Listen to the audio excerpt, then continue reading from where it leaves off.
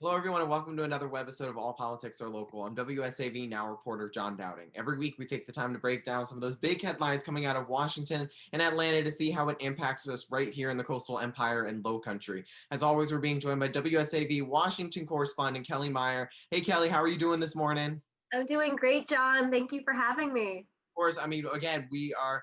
It takes a holiday season for Congress to be able to come together, start negotiating, and putting together some deals that a lot of Americans need, to say the very least. Right now, we're gonna just start off right away from the jump. Obviously, the headlines and all eyes have been focused on the latest round of COVID relief, totaling 906, I believe, million or billion dollars, Billion, $1 billion. $1 billion. Many Yeah. $906 billion.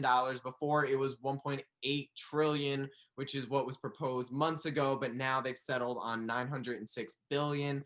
That would include, and most importantly, what everybody's focused on is another round of stimulus checks of about $600, so not the 1,200 we saw before. But Kelly, what are you hearing? I mean, we have very few days left before and they're able to pass this before the fiscal year 2021 starts. So Kelly, what's the latest from the Hill on all of these negotiations, and what are you hearing from our local lawmakers? Well, a very busy weekend here in Washington. They stayed up here on Capitol Hill throughout the weekend. Every day it was, hoping there would be a deal, hoping there would be some text, and it kept pushing back and pushing back until pretty much late yesterday. They reached an agreement. There is still this morning the text of that agreement coming out. So lawmakers need to take a look at it.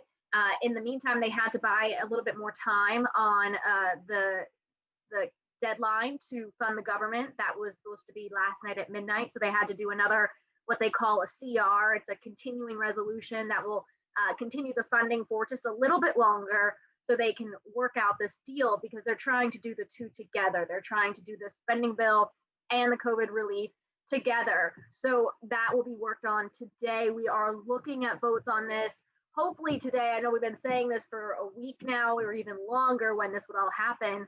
Now it looks like, what's the timing going to be for people to expect this relief in terms of, there's a $600 direct payment to Americans making less than 75,000 a year. So when can they expect that is a big question. I've heard everything from, they'll go out immediately. You might see them in a few days, to you might not see them for 2 to 3 weeks, depending on this like direct deposit you might have set up.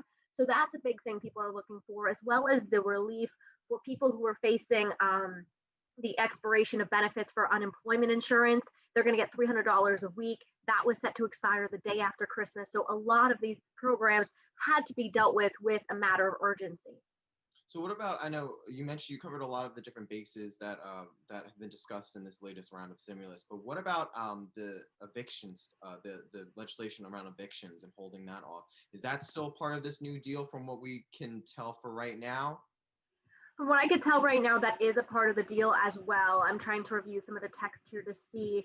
A lot of this Yes, is breaking it too. is expected to also extend the eviction moratorium that was originally set to expire at the end of the year.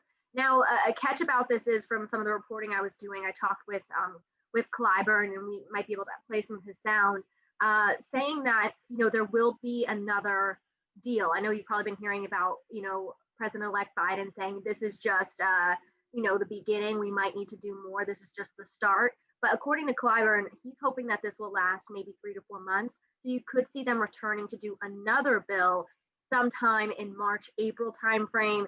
And depending on how the leadership goes, I mean, everything happening in Georgia, it all ties together of how much that will be. And if there will be another direct payment in there, what kind of extension we'll see, and what the pandemic's going to look like come March. I think he will be pushing one maybe at the end of April or May. I think that this package should take us through the first quarter, which will be January, February, and March. And then I could see us doing something in April or May. January, I'm hopeful that they will get beyond the first quarter.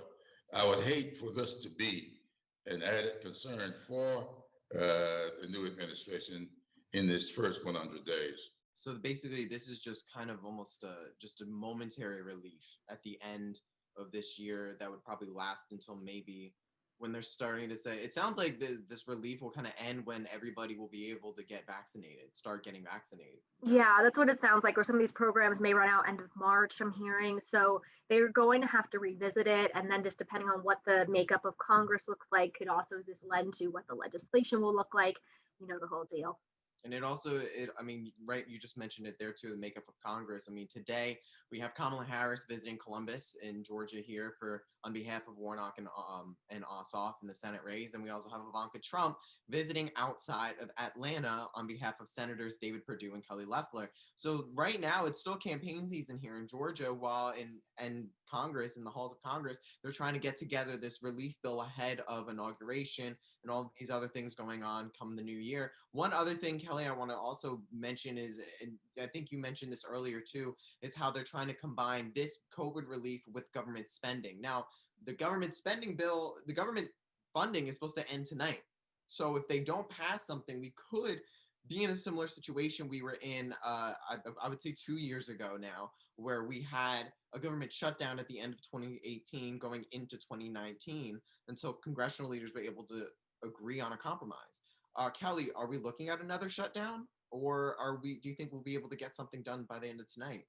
I think they will. And I think because they are tying these two together, you're going to see those happen together. They are going to go through pretty much simultaneously. I think you'll see that happen. I know we've had some delays, and I know the fear of what's happened in the past, but I think they are going to put something through, and this will be something that will last to the next deadline is September. So it will be that annual yearly spending deal that they're going to work on. It won't just be another couple weeks.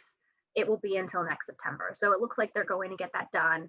And then they will head out for the holidays. I know they're trying to get this done. I don't think they wanted to stay this long, but they were just having those delays reaching an agreement. And then they also put this until the minute as well. So it also comes down to that too. Yeah. And so basically we are waiting for COVID relief, and that's what's holding up the government spending bill.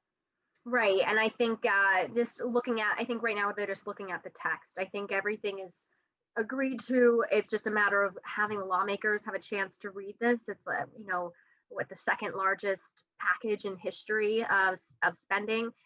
So giving these lawmakers a chance, that was something I talked with Georgia Congressman Jody Heiss, South Carolina Congressman Ralph Norman, members of the Freedom Caucus, the Conservative Freedom Caucus, saying how can they vote for something that they haven't had a chance to read.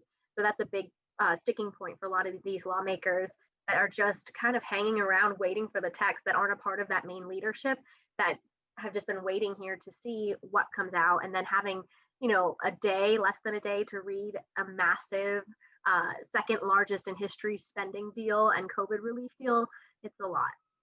No, I mean, we got some good news over the weekend about another vaccine, Moderna's vaccine being approved, and now that's being rolled out and shipped across the country. So hopefully we'll get some more news later today about this COVID relief hopefully being passed. At the time we're recording this now, it's about 10 o'clock on Monday morning. Still waiting to hear from a final passage and all that kind of stuff. So hopefully by the time this is uploaded onto the web, we'll have some kind of COVID relief. But Kelly, thank you so much for helping talk and break down all of this. I mean, this bill, we're still learning the details about it. We've been talking about this for months. It's a lot to understand and break down. And so thank you for that and for speaking with us. This is also our last episode of the year. So thank you so much for being with us every week to talk with us about everything going on, especially during this pandemic. Oh, I'm happy to. Thank you so much for having me. Course. And don't people who are watching, don't worry, she'll be back again in January. We still have a Georgia Senate runoff race we have to talk about, so she'll be back. Yeah. Thank you. Have a good holiday. Thank you. You too. As always, you can catch up on previous episodes of All Politics Are Local on our website. Just go to wsav.com/allpoliticsarelocal. And you can watch stories from Kelly and the rest of our Washington team on our website. Just go to wsav.com/Washington. Thank you so much again for watching. I'm John Dowding. We'll see you again in 2021 in the next episode of All Politics Are Local.